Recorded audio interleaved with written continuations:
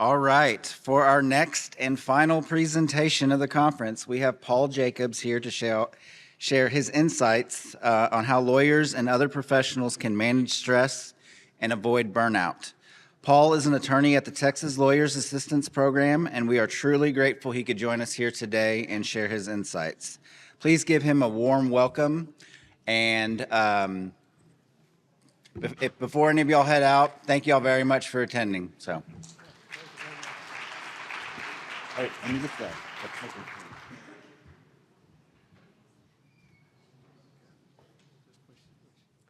Hi, my name is Paul. I'm an alcoholic. So let's start again. When I usually say that, people respond, "Hi, Paul." So I'll start again. My name is Paul. I'm an alcoholic. Thank you. So this topic is important to me. I'll give you a little bit of background about myself. I've been with TLAP, the Texas Lawyers Assistance Program, for a little over 2.5 years. I graduated at the University of Houston Law Center in 1984. I did insurance defense work for about 5 years. I was once the Texas attorney for Ringling Brothers and Barnum and Bailey Circus. I have some stories about that. That'll be another time. I switched sides. I got recruited to do plaintiff personal injury, medical malpractice, and I did that for about 25 to 30 years. I earned board certification in civil trial law and personal injury trial law by Texas Board of Legal Specialization and civil trial advocacy by National Board of Trial Advocates. I'm only sharing that because that was a little bit about my background. I had my own law firm. I started with one person, a partner, and we built a 30-person law firm. After about 25 years of practice, I burned out. I was ignorant to the symptoms and signs of burnout. I was ignorant. I thought it was a sign of failure. I was afraid to ask anyone for help, and we'll talk about it. And what I did is I self-medicated, and I got very ill. So we'll talk about that a little bit. So the practice of law, especially trial law, is not easy. We all know that. We're going to talk a little bit about the process of recognizing the signs and symptoms. I believe burnout and compassion fatigue is a natural consequence of being a lawyer, and the key is to be aware of it. I want to tell a little quick joke to get us started, and then I'm going to get into the substance of the matter. We have plenty of time. So some of you may have heard this joke before. It's an old one. It talks about 5 people flying in an airplane. We got the President of the United States, Vice President, the most intelligent person in the world, a priest, and a Boy Scout. Pilot calls back and says, "There's 5 parachutes and 6 of us. I'm taking a parachute and jumping. The plane's crashing." So the president gets up and says, "There's 5 of us and 4 parachutes. Well, I'm the most important person in the free world. I'm the leader of the free world. My life has to be saved." So takes a parachute and jumps. Vice president gets up and says, "Well, I'm the second most important person in the free world. If anything happens to the president, my life has to be saved." Vice president takes a parachute and jumps. The most intelligent person in the world gets up and says, "Well, I'm the most intelligent person in the world. The Far East, the Middle East, all the economic crises cannot be solved without my intellect. My life has to be saved." Jumps. The priest then looks at the Boy Scout and says, "My son, I'll live the full life. There's only 1 parachute left. You can have it." The priest then, after he looks at the Boy Scout looks up and says, "Father, don't worry about it. The most intelligent person in the plane just jumped off the plane with my backpack." The reason I share that is we're all quite intelligent. We wouldn't be a practicing attorney without being intelligent. But mental health, intelligence, I found, is more of a liability than an asset, in part because we think we can solve other people's problems so we can solve our own.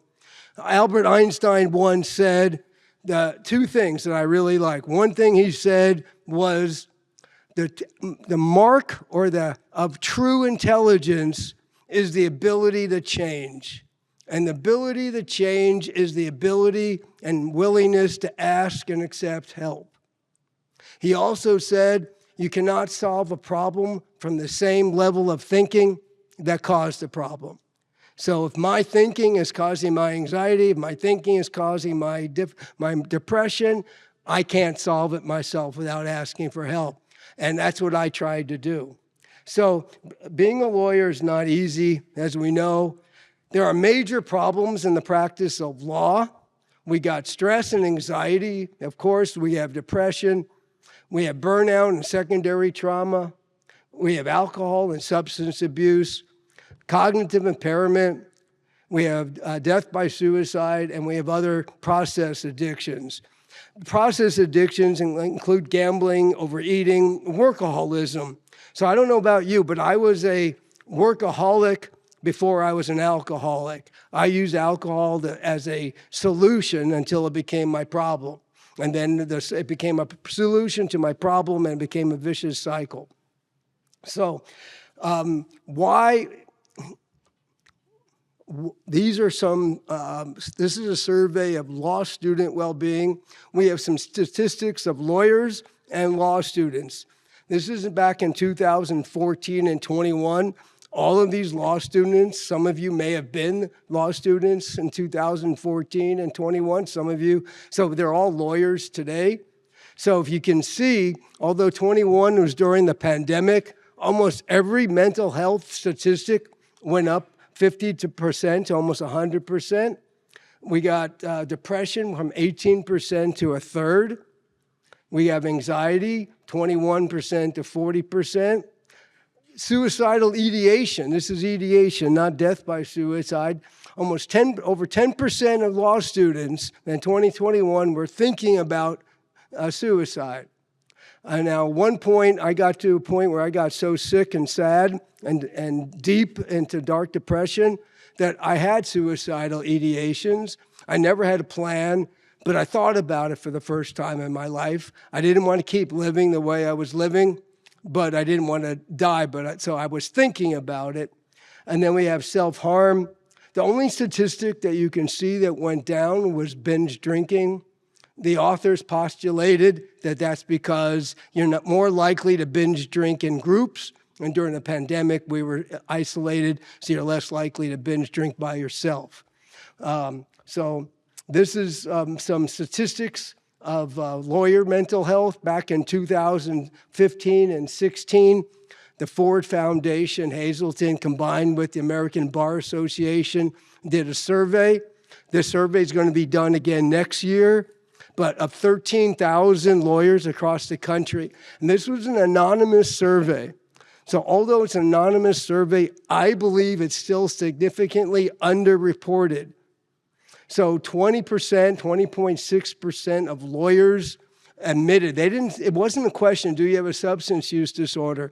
It was asking questions that meet the criteria of a substance use disorder. And the 9% admitted to having addictions to prescriptive medication.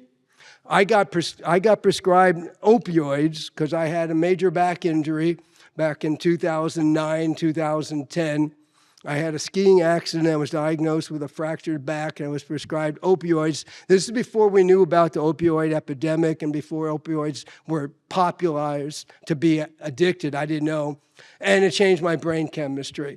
And at the same time, I was burning out. It was not a good combination of opioid use disorder and burnout at the same time because they have similar symptoms and they multiply each other, compound each other. So we had 28% lawyers meet the criteria of severe depression.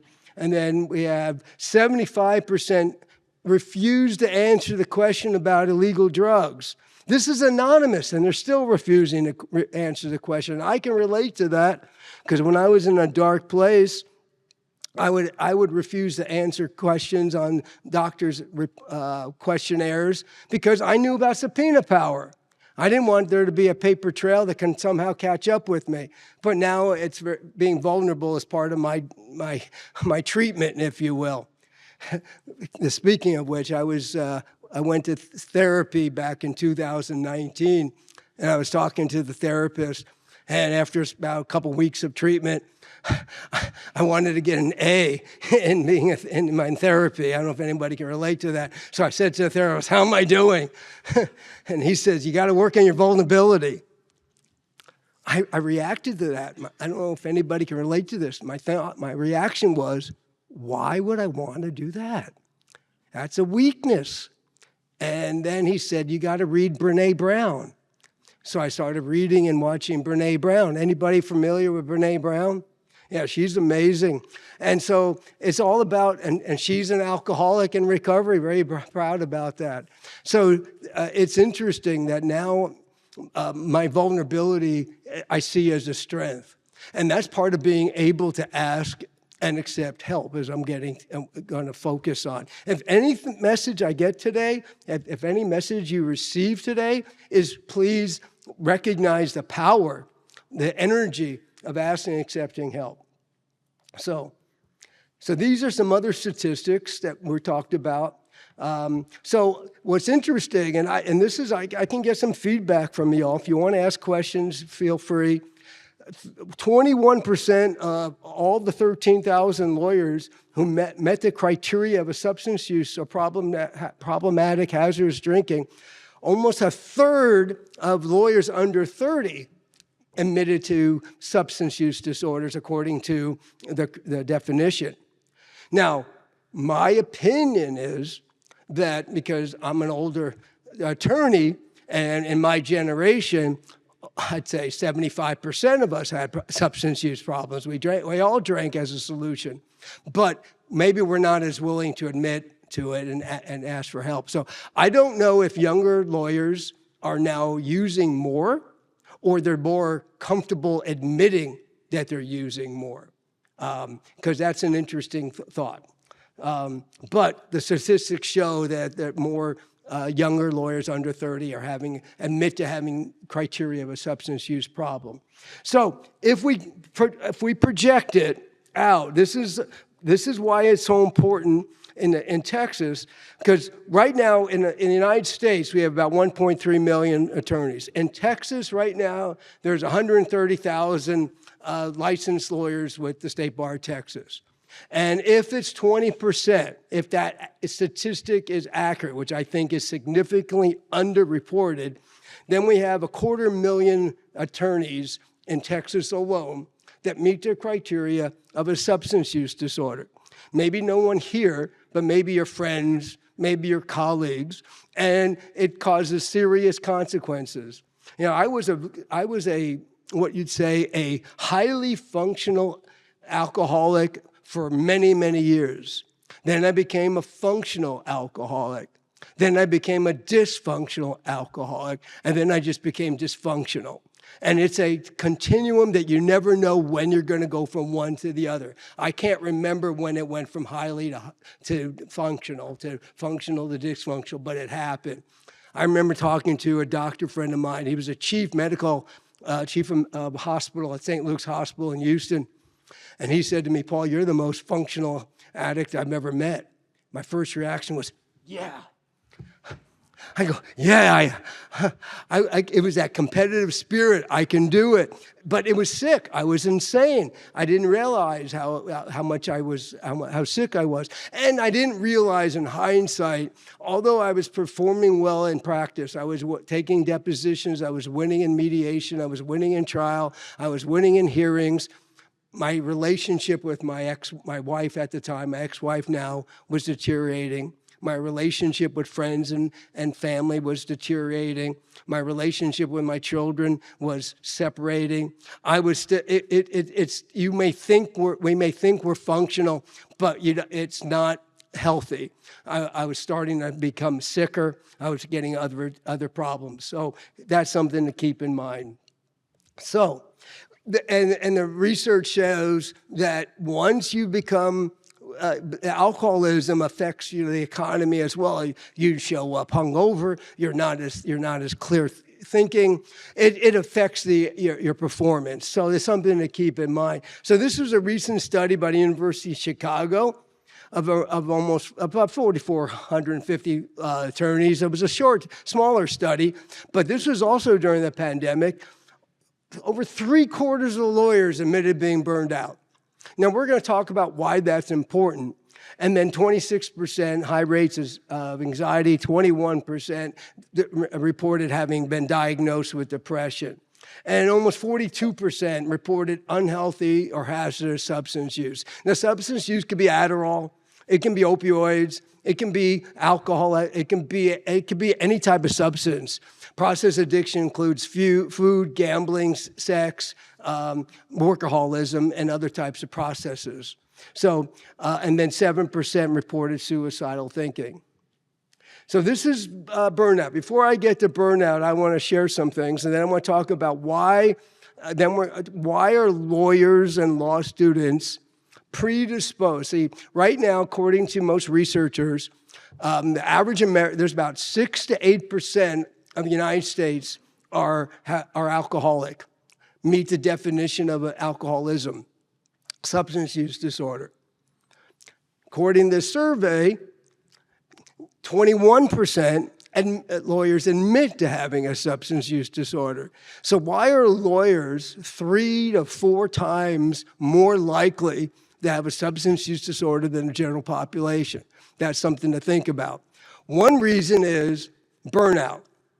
Burnout is defined as feelings of energy depletion or exhaustion, increased mental distance from one's job or feelings of negativity, cynicism related to one's job, a sense of ineffectiveness or a lack of accomplishment.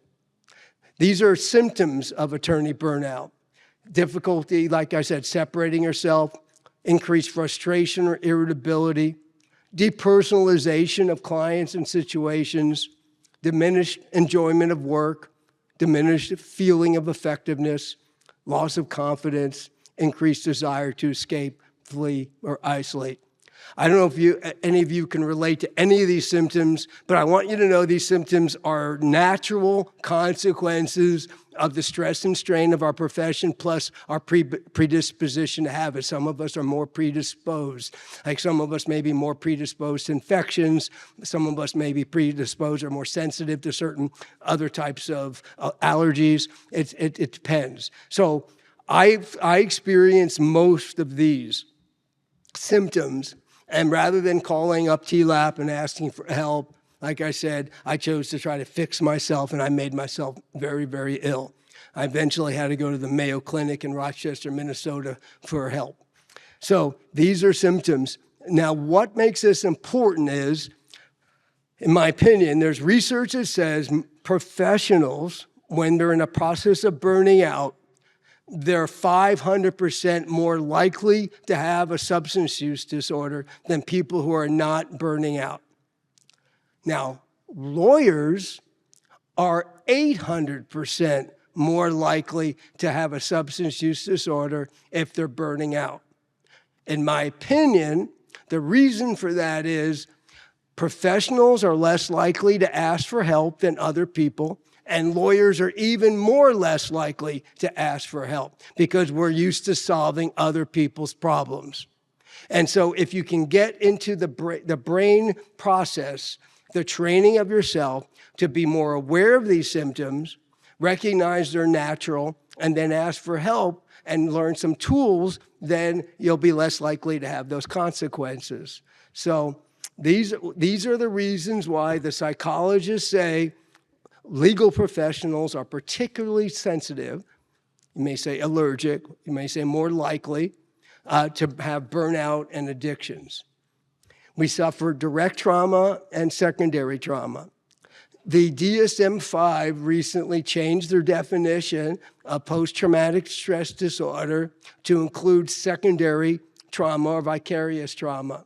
So you can experience your client's trauma, whether it's financial trauma, personal injury trauma, loss of liberty, loss of property. That kind of trauma that you have experienced day in, day out can lead to post-traumatic stress disorder, and the signs and symptoms of it can lead to depressive symptoms. So we have to be aware of that. We are often perfectionists. Perfectionists are different than optimalists. The psychologists say perfectionists, no matter how well you do, you always think you can do better. And perfectionists are more likely to see mistakes as signs of failure as opposed to seeing mistakes as a part of the solution. So that 3, we may have to do things that are inconsistent with our core values, like the woman just shared. When you have conflicts with regard to whatever with court, you should prioritize your principles, because sometimes you have to do things that are inconsistent with your principles that can lead to burnout. These are things to be aware of. We are also trained to be pessimistic. I don't know has anybody ever come to you about a contract and you tell them, don't worry about it, no one will breach it, and so you don't have to sign anything? No, we anticipate mistakes. We anticipate problems. We have to look more problem or issue oriented. And then we also, some of us are control freaks. Some doctors sometimes call control freaks neurotic because we want to control the outcome. So the difference is if we're outcome oriented, if we're pessimistic, if we're perfectionistic, if we have to do things at work that are inconsistent with our core values, and if we suffer or are exposed to other people's trauma, we are more likely to burn out and more likely to have a substance use disorder. So these are 5 things to be aware of in your practice, in your life, and try to reduce it. So try to have less exposure to trauma. Try to have more focus on optimalism, on process orientation, on your values, and have more opportunities to experience optimism in your life. Maybe do charitable work, work with children, do things like that outside your practice if you can, that can lead to more optimism as opposed to pessimism. And then, so these are, now we're going to switch. Do we have any questions so far about burnout and why lawyers are predisposed, if you will, to have burnout? All right, so these are evidence-based strategies to improve lawyer well-being, and it includes ways like we talked about to become more, first of all, like I said, those 5 reasons why we can be predisposed, if you can be aware of that, and then recognize burnout is not a sign of failure, it's a process. So for example, I don't know if anyone wants to admit, but I'm going to raise my hand. I suffered burnout. Anybody else want to share that they had symptoms of burnout? Yeah, thank you. Maybe 25% of us, and that's real. So I analogize. Let me ask you this question: anybody here ever sprained their ankle? Maybe 40% of us, 50% of us. So I played college tennis, and I played a lot of sports in high school. I sprained my ankle a lot. I broke my ankle a lot. So when you sprain your ankle, what happens? It swells. It's a bodily reaction to an injury. I analogize burnout to a sprained ankle. You may have a different analogy in your mind, that's fine. But if I am burning out, my brain, my emotions are strained, stressed, like my ankle ligaments are stressed. So your body is going to have a reaction to it. It's a normal bodily reaction to those 5 things that you're exposed to. If you're doing things inconsistent with your core values, if you're being exposed to trauma, if you're in a situation where you're trying to control outcomes that you can't control, those things are going to stress you. So if you're running on uneven ground, for example, which is an analogy of working in something inconsistent with your core values, then you're more likely to sprain your ankle or get burned out. If you're not having the right shoes.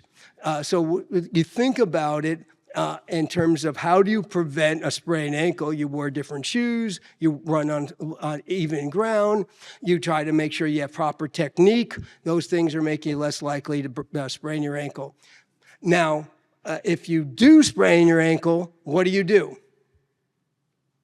Rest and ice. So think about burnout as a sprained ankle, and you have to figuratively rest and ice it.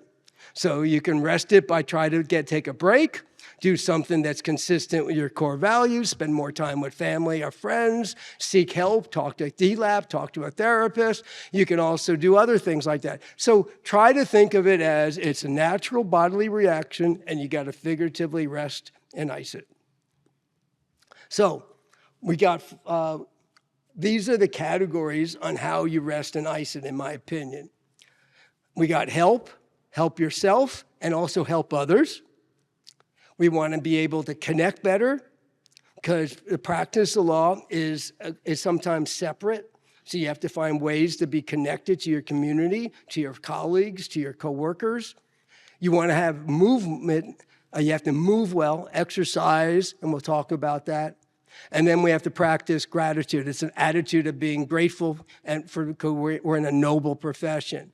And part of gratitude is to be able to have self-care and be more self-compassionate with ourselves. Self-care and self-compassion helps rebut some of our perfectionism. So, help for lawyers helps. There is some research that says if you're willing to ask for help and then accept that help, 80% of people suffering from depression get remission within 6 to 8 sessions. So it's not something that you have to think, okay, I'm going to have to go to see a therapist the rest of my life. I saw a therapist for several months, and now I haven't seen one, but I have confident that if I need one, I'm willing to go see one again. The therapist helped me build tools for my practice of my life. So that's helpful. So you get tools, you get an opportunity to ask for help, and you build relationships. So this is this Albert Einstein quote I talked about before: you can't solve a problem from the same level of thinking that caused a problem. So a lot of my problems were caused by my ego.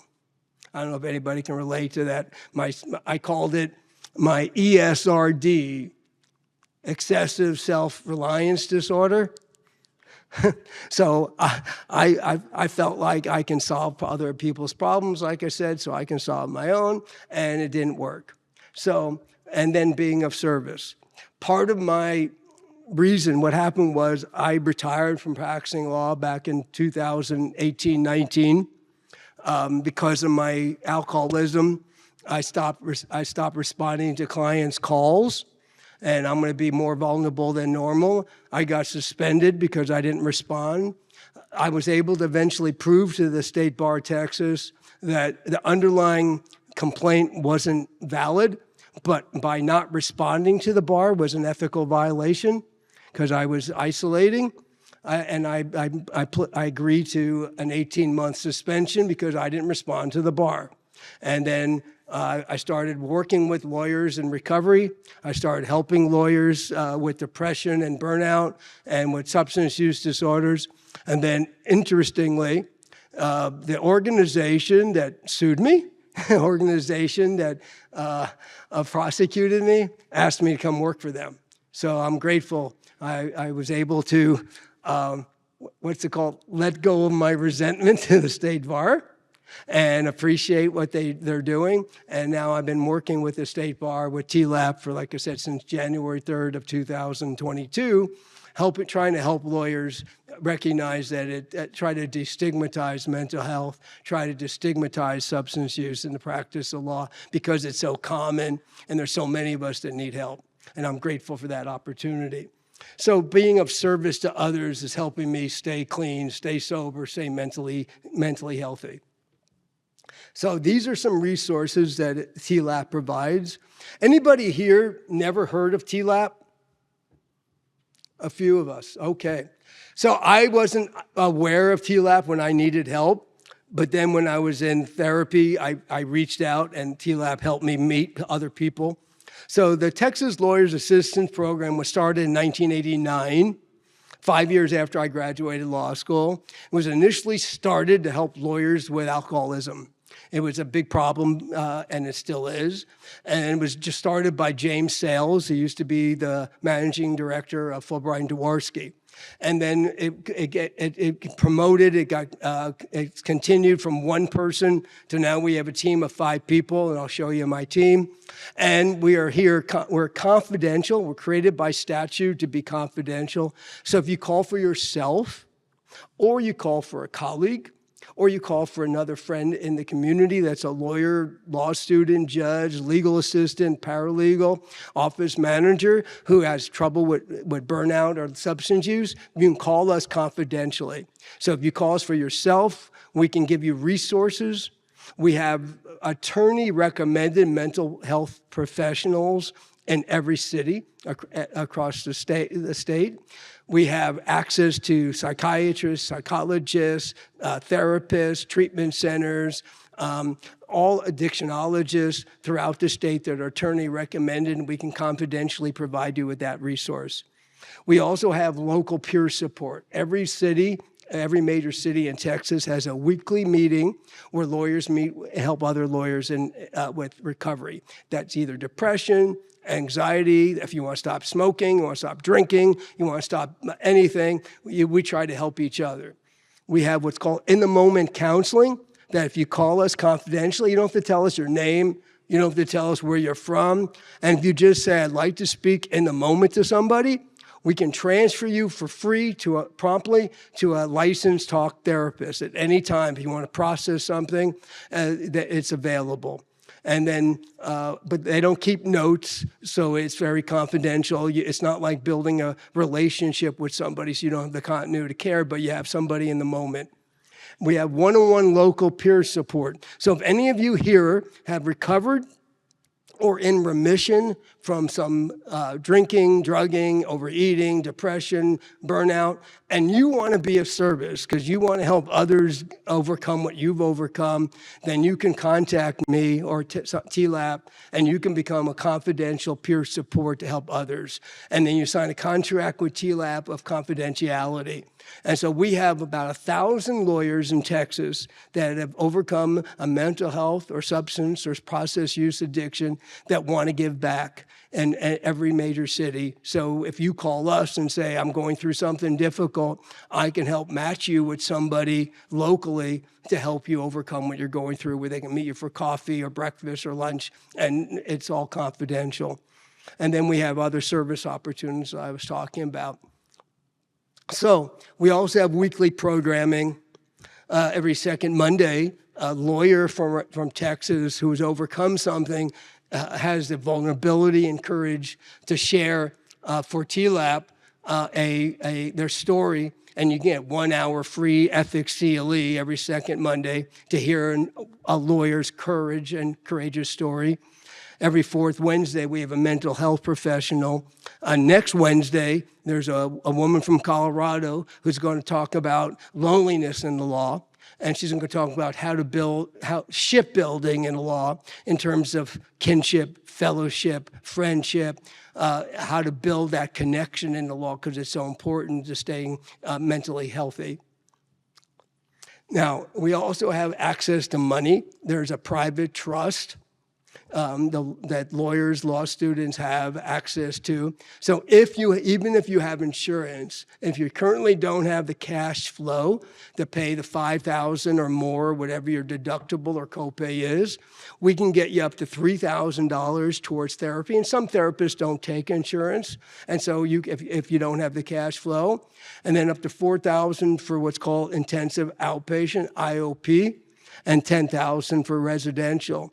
So I'm a beneficiary of not of the trust, but I'm the beneficiary of going to residential treatment at the Mayo Clinic. Then I went to intensive outpatient at the Mayo Clinic, and then I did therapy at the Mayo Clinic. So I showed up in the Mayo Clinic in February 27th of 2019. I needed a wheelchair just to get to the doctor's office, and now I stopped drinking, I stopped drugging, I stopped smoking, I stopped added sugar. I'm now walking over 11,000 steps a day. So I went from a wheelchair to be able to walk without pain and be able to give back. And I am very grateful. So this helped me a lot. So now the next one is about connecting well. So it's important to create opportunities in our practice to connect with friends, colleagues, and loved ones. So what I was doing before I hurt my back, my connection was through tennis. So I would connect through depositions and people, but in trial or in hearings, everything was separate. It was me against you. So I had to create something outside of my practice. I was coaching my kids in Little League until they got older, and soccer and softball and volleyball and all that. So then when I got hurt, I couldn't do that. and I got more and more isolated and more separate. I didn't understand the importance of continuing having a connection. So that's really important. And then we need an opportunity to be able to process things with someone we trust. This is something I wanted to follow up with. This is something that's important to me that I've noticed in recovery. When I was practicing for the first 25 years of my practice, my priority was my integrity. Then when I was getting ill and burning out, I started cutting corners in hindsight, and I didn't know that. And I was prioritizing winning that argument, winning the hearing, winning the deposition, rather than my integrity. And I can say that now in hindsight. I wish that it didn't happen. But it's really important. A psychologist coined a phrase that I love. He said, prioritize your principles over your priorities. He said, your principles should be your core values. They should be objective,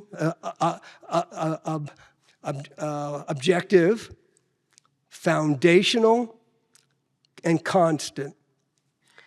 He said your priorities are your goals. Your goals or priorities are short-term, so they're transient, and they're subjective. So you think about I think about some of my goals some years ago. Now they're not even important to me. They're almost like inconsequential to me now. But my values, I've tried to be consistent. And so whenever you have a fork in the road, which you're going to have in the practice of law, it's important to prioritize your principles over your priorities. And that helps you stay more balanced mentally, according to the psychologist. I think it was Mahatma Gandhi once said, happiness is when what you think, what you do, and what you say is in harmony with your values. So next is movement. There's been a lot of research recently that connects physical exercise with mental health. There was a study down in England, in Australia, of over 100,000 people for years, and it found that walking alone was 1.5 times more effective, for people with depression than antidepressant medication. And not that antidepressant medication isn't helpful, but walking was found to be more effective. And so it changes your body chemistry. And so I try to walk. I started walking just 1,000 steps and then 3,000, 5,000, and I've been able to build up over time. The research talks about 4,000 to 6,000 is helpful. 6,000 to 8,000 is more helpful, and 8,000 to 10 is what was the part that was more effective for depression. So another psychologist talks about trying to use some activity. It doesn't have to be strenuous. Try to find some activity that you enjoy, whether it's gardening, music, art. I like to hike. Something you enjoy, cooking, and try to incorporate all your senses at the same time. Think about that. If you can use all your senses while you're doing something you enjoy, your brain automatically activates your parasympathetic nervous system, and it puts you in the present moment. It is a stress anxiety buster. So when I hike, I try to listen to the wind in the trees or listen to the birds. I try to smell the flowers. I try to feel the sensation of the wind. I try to touch with my feet or with my hands, the flowers or the bark. I don't necessarily try to taste the trees, but you know what I'm getting at. So try to think of something. There's a famous Buddhist monk, he talks about it as he calls it his toast meditation. When he makes toast, he tries to be mindful of everything, tries to hear the toast burning, cooking. He tries to smell the toast changing texture. He tries to feel the toast going from soft to more hard. He tries to take a jam or a jelly and feel it spreading over over the bread and smell whether it's orange marmalade or something. So he tries to use all of his senses, just simply making toast in the morning, and it helps him. It's an anxiety buster for him. So it's almost like a toast meditation, if you will. So if you can think of something you like to do, try to think about doing it with as many senses as possible, and then see how it helps. So this is a breathing technique called box breathing. Anybody heard of box breathing before? Cool. So box breathing, there's another psychologist calls it 4 square. So you hold for 4 seconds, you breathe in for 4 seconds, hold for 4 seconds, breathe out for 4. Some people do it for 4, 5, 6. So you can do it whatever you feel like doing, but you just picture in your mind a square. We have these box breathing handouts. If you want to reach out to T-Lab, we can mail them to you. And then they have a texture on it where you can hold it and feel it. But you can breathe in for 4, hold for 4, breathe out for 4. So I'm also a golfer. When I do a box breathing, I try to think of a tee box. And so I'll hold for 4, breathe in for 4, hold for 5, breathe out for 6. I try to picture that tee box. If any of you are gardeners, if you play other sports, try to picture a square or a rectangle that you can relate to, and practice the box breathing. It's really helpful. I also do, when I do breathing, I do meditation. I started meditating in November 2019. I never thought I could meditate. I didn't understand meditation. My brain used to go too fast. I never used to be able to do it. Anybody here that meditates regularly? Few of us. Anybody try it and say, it doesn't work for me? Yeah, that was me for many years. And then someone told me a couple of things. They said, meditation isn't the process of stopping thinking. It's the juxtaposition of your body sitting still while watching your brain go crazy. Just let it go without judging. That's it. Don't worry about it. And then eventually you become more of an observer. And what's great about meditation for me is now when my brain is telling me things that I know are not true, I can just laugh at myself. I can just laugh out loud sometimes because when you're meditating, your brain says all these things to you, tells you things, and most of it is not true. Our brain lies to us as part of our defense mechanisms, so we have to be careful with that. So, and fourth, lawyers, I don't know about any of you, I got to a point and where I felt more entitled than grateful. And it was not a healthy place to be in.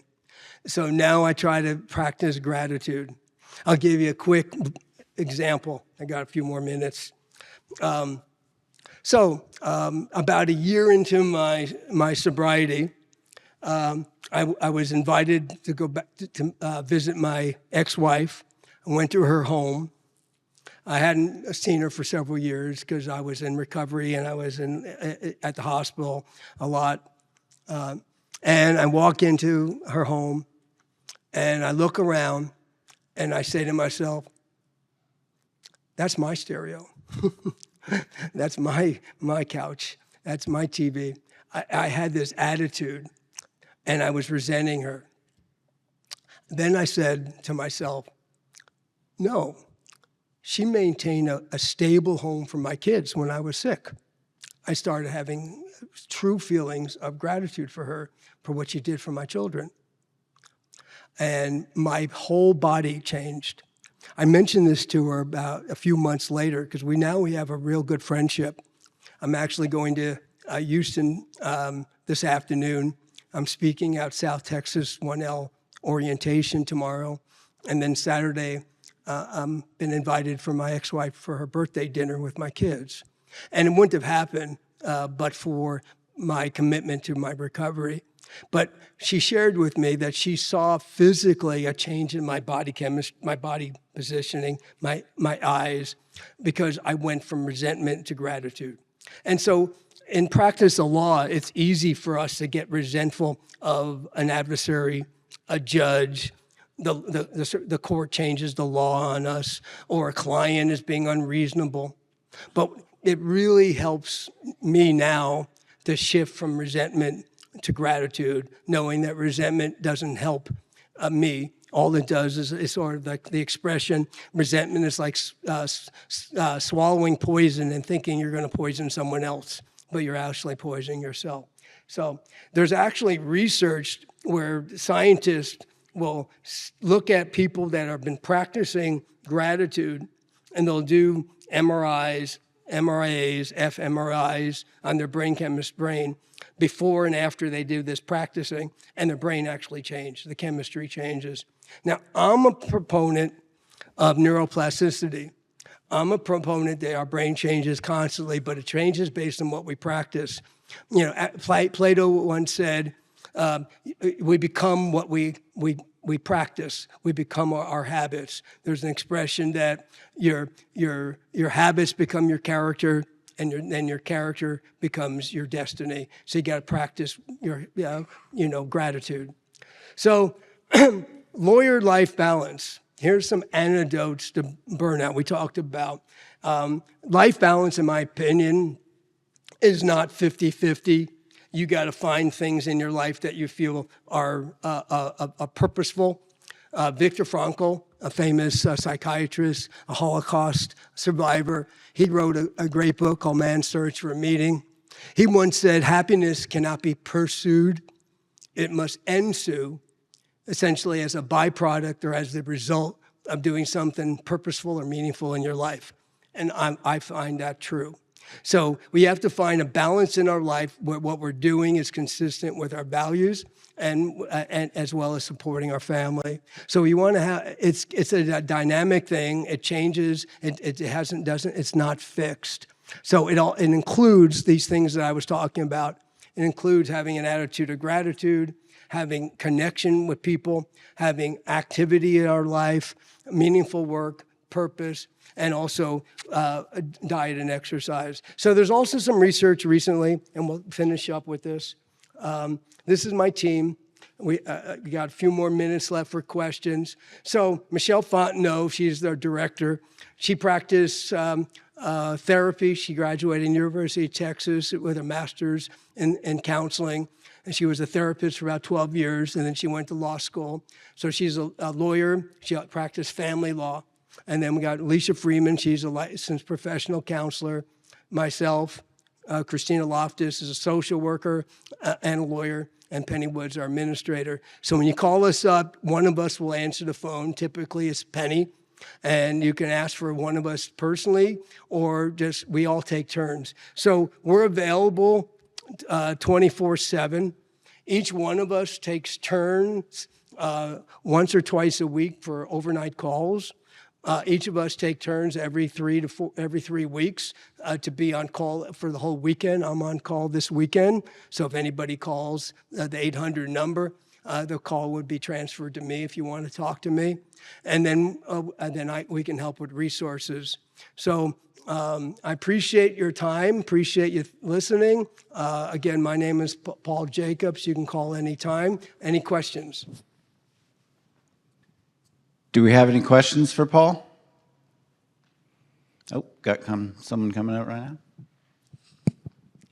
Hi, I just had a quick comment. I'm not a lawyer, but everything that you've said today applies to anybody. And just a big thank you for your presentation and your work.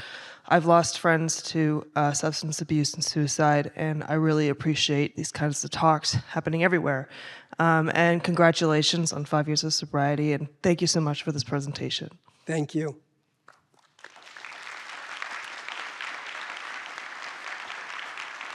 So, yeah, one more, I want to just say, just so I didn't mention it earlier, death by suicide is the third leading cause of death for lawyers in the United States after heart disease and cancer. It's serious, so we need to be able to ask each other, how you doing, more often. Thank you. Yeah, I just want to say thank you for the presentation, and I appreciate your vulnerability. I know that it can take a lot of bravery to be open about these experiences, so I appreciate you doing that. Additionally, most of us are not lawyers, and so I know you have a lot of resources specifically for lawyers. Perhaps if folks here need additional resources, could they reach out to y'all for additional assistance in perhaps other areas? Because I know you're probably well connected in that, and even if you directly can't help them, could they contact you for additional resources? Yes, great question. Thank you. Some of our resources are available for anybody in the legal profession as well, and some of them are specifically limited to lawyers, law students, and judges by statute. And so if anybody in the legal field calls up, we can provide them with mental health resources. We can help them with peer support. But if the trust is only available for lawyers, law students, and judges, the money. But if you call up for yourself or others, it's confidential. But if you're not a lawyer and you call us for yourself, that's not confidential. If you're not a lawyer and you call for another lawyer, that is confidential, if that makes sense, because we're here by statute. Thank you for asking that question. But we also are emphasizing the substance use disorders and depression. Some people think all you're doing is harming yourself. That's not true. It's a family disease. It affects the family and the community. So we are also encouraging that we have resources for family members, parents, children, spouses, because we understand it affects the whole family. Thank you. Thank you very much, Paul. Thank you.